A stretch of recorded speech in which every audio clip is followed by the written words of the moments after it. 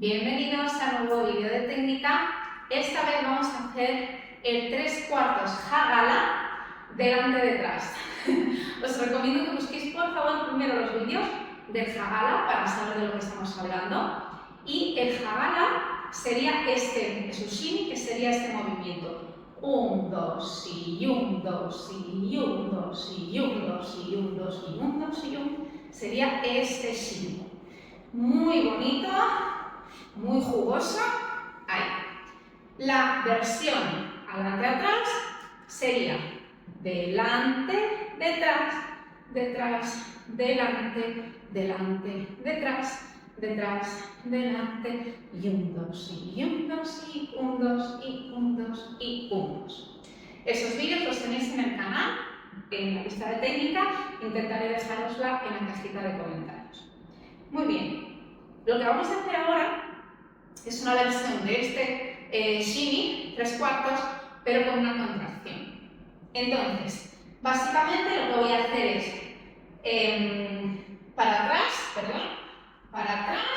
con una contracción, para atrás con una contracción, para atrás con una contracción. ¿Sí? Otra vez. Lo podéis hacer con la pierna que queráis. Yo ahora voy a empezar con la derecha. Voy a poner así para atrás, con mi pierna derecha.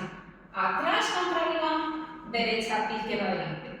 Derecha, contrario, derecha, derecha, derecha, derecha. Vale.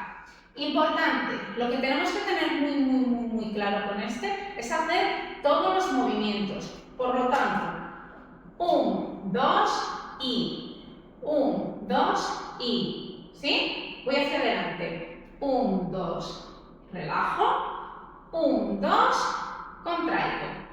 1, 2, relajo. 1, 2, contraigo. 1 y 1. 1 y 1. 1, 1, 1 y 1. Aquí. 1, 2, 1, 2, 1, 2.